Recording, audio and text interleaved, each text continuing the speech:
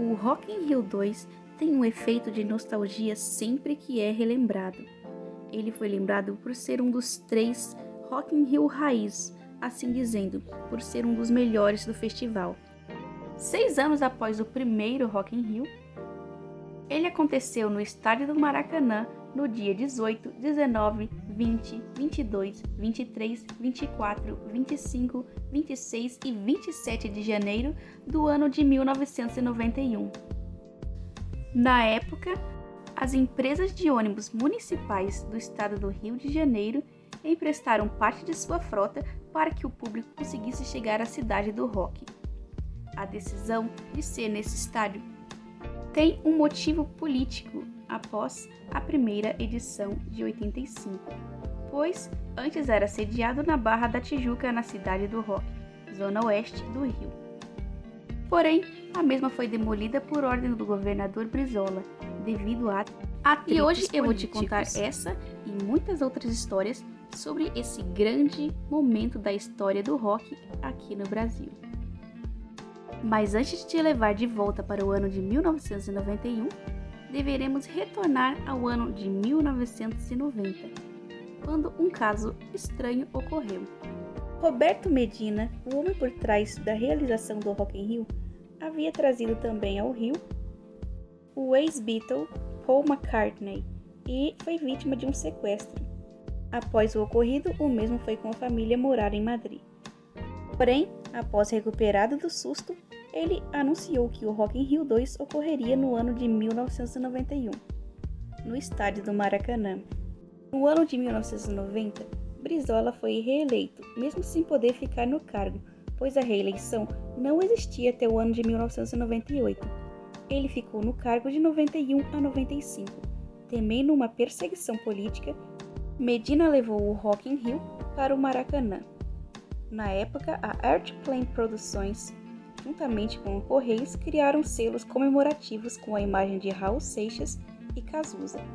Raul não pôde participar da primeira edição do Rock in Rio, pois carregava a imagem de uma pessoa irritante, bêbada e que deixava os palcos. O mesmo havia morrido no ano de 1989, aos 44 anos. Já Cazuza participou da primeira edição com sua banda Barão Vermelho, mas veio a falecer em 1990 com complicações do HIV. Medina realizou um desejo de Cazuza, que era de levar Lobão para o festival, no ano de 1991. Patrocinadora fervorosa, a Coca-Cola se tornou o refrigerante oficial do evento, juntamente com a lanchonete Bob's. Já a divulgação na televisão ficou por conta da TV Globo, que utilizava a música Welcome to the Jungle, da banda Guns N' Roses, para suas vinhetas. Vale lembrar que o Rock in Rio 2 foi o primeiro do festival a usar um telão em cada canto do palco, e as câmeras do palco pertenciam à MTV. Na época, os VJs americanos faziam a cobertura das matérias do festival nas ruas e entrevistando os artistas. A recém-instalada MTV Brasil também cobriu o evento e se tornou conhecido o fato de Axl Rose só aceitar ser entrevistado pela VJ Cuca Lazarotto. O Rock in Rio 2 foi realizado na mesma época em que acontecia a Guerra do Golfo, e não faltavam manifestações anti-guerra tanto do público como dos artistas participantes do evento. Primeiro dia do evento. O primeiro dia do evento foi 100% internacional, começando com Jim Cliff, seguido pelo ex-Man at Work Colin Hay, e a terceira atração foi com Joe Cocker, que encantou a todos com seu cover da música de Ray Charles. A noite terminaria tão bem quanto começou, com a presença do cantor americano Prince, que ficou conhecido por fazer muitas exigências. Uma delas não foi atendida, que era a proibição de cervejas durante a sua apresentação, já que o mesmo queria ser apreciado em sua performance. O Rock in Rio 2 também foi um palco muito importante para a banda Sepultura. Na época, o nome da banda foi amplamente divulgado no país inteiro, fazendo com que uma grande gravadora os levasse para uma turnê internacional. Guns N' Roses. A banda americana foi a atração de encerramento do terceiro dia, que foi no dia 20. E também da Noite de Metal no dia 23. Pode-se dizer que o festival fez parte do início da carreira da banda. Slash levou o público ao delírio com sua guitarra e Axl encantava as mulheres com sua beleza e a todos com a voz potente que mostrava na época. O lenço usado em sua cabeça se tornou referência de moda e passou a ser adereço utilizado pelo público. Segundo dia. No sábado, dia 19, teve-se a presença de artistas brasileiros, a começar pela banda Vide e Sangue Azul. A segunda atração foi Supla, que estava em destaque com os jovens brasileiros da época. A terceira atração da noite foi o grupo Engenheiros do Havaí. O trio de cantores trouxeram seus maiores sucessos do disco O Papa é Pop, de 1990, e foram elogiados pelo jornal norte-americano The New York Times. A quarta atração contou com o guitarrista mexicano Santana e depois do platinado inglês Billy Idol. O ícone dos anos 80 não desapontou e até mesmo causou com sua voz e sensualidade no palco. A noite foi encerrada pela banda australiana In Excess, que levou todos à loucura com o vocalista Michael Hutchence. Na época, as músicas da banda eram muito conhecidas pelo público brasileiro. Noite Pop. O festival voltou na terça-feira, dia 22, e começou com o grupo carioca Inimigos do Rei, seguido pelo grupo Roupa Nova, que divulgavam seu álbum Frente e Versos, de 1990. A atração gringa começou com os rappers americanos Run DMC, que contaram também com a participação surpresa do grupo alemão Snap, que tocou a famosa I've Got the Power, e a noite foi encerrada com a boy band New Kids on the Block, que estava em alta na época, e que tiveram uma boa apresentação. Faith No More. A banda conquistou o Brasil durante o festival. Eles contaram com uma ótima formação da banda na época, e o quinteto se apresentou na terceira noite, sendo essa dia 20, que contava com apresentações também de Titãs, Billy Idol, Guns N' Roses e Hanoi Hanoi. Mas foram capazes de receber aclamação aqui na terra dos Tupiniquins. Essa passagem deles fez com que fossem idolatrados no país a partir do ano de 91. Noite do Metal. Devido ao grande sucesso do gênero no país, Roberto Medina resolveu tornar oficial a Noite do Metal, que foi aberto pela Sepultura. Porém, só tiveram meia hora de show, deixando aquele gostinho de quero mais ao público. Lobão, por sua vez, teve uma apresentação cheia de ideias ruins e foi vaiado pelo público. Chegando a receber uma latada na cabeça, o cantor ofendeu-se com aquilo e abandonou o palco após ser vaiado. Na parte estrangeira, tudo começou com Megadeth, que falaram algumas frases em português para o público.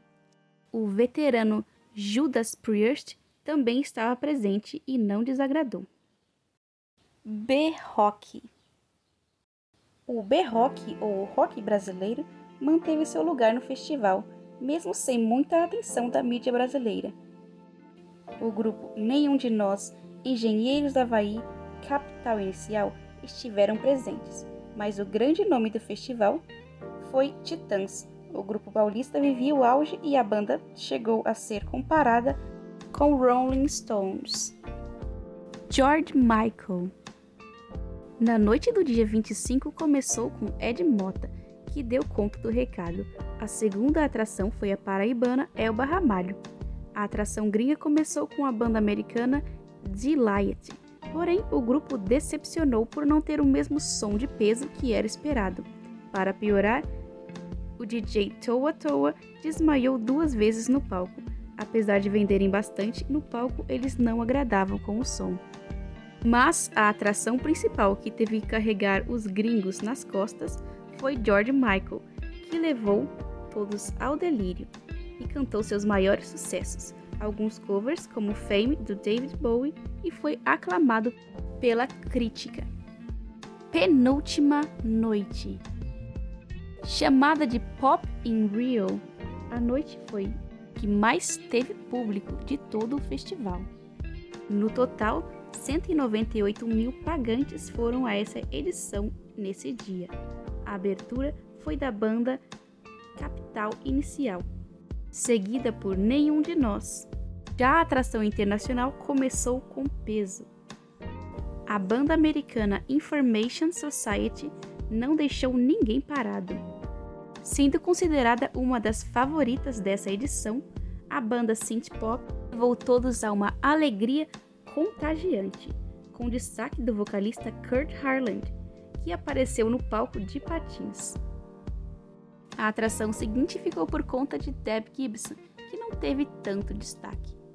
Em seguida, quem subiu ao palco para bater um recorde mundial foi a banda norueguesa a-ha, que até hoje está no Guinness Book como a banda que mais teve público pagante na história do Rock in Rio.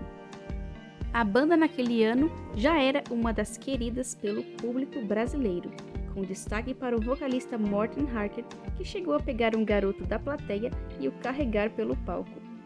A participação simpática e a música maravilhosa tocada no palco os rendeu o título dos queridinhos daquela edição.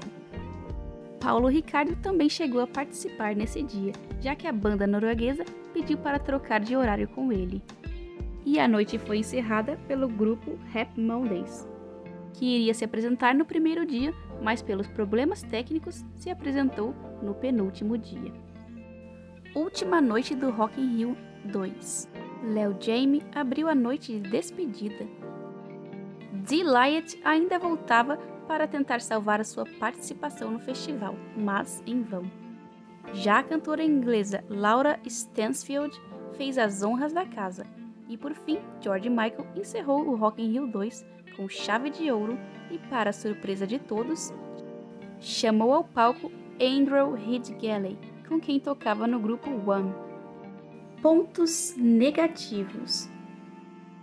Das 3 edições, essa foi a que mais teve problemas, começando com os funcionários do Bob's, que ganharam uma promoção onde o vencedor que ganhasse um ingresso poderia escolher a data para assistir os shows. Porém, foram impedidos de entrar no festival mesmo com o ingresso em mãos. Durante o Rock in Rio 2 também ocorreu algo raro. Óbitos. Durante os 9 dias do festival, 3 pessoas vieram a óbito. Uma devido a um acidente em que o portão do Maracanã caiu sobre a vítima, outra por overdose e outra baleada. Na época, Medina se recusava a falar sobre isso com a imprensa. Sendo o que for, o Rock in Rio 2 é um dos melhores de todos, e na minha sincera opinião, o melhor. E ainda que se passou tantos anos, ainda tem muita história para contar e é referência para as outras edições. As informações contidas nesse vídeo foram tiradas do site bloggaleria.com. E se você curtiu o conteúdo, peço para que se inscreva no canal e deixe um comentário se você estava lá, e se você não estava, comente aqui abaixo quem você gostaria de ter visto neste festival. Obrigada e tchau!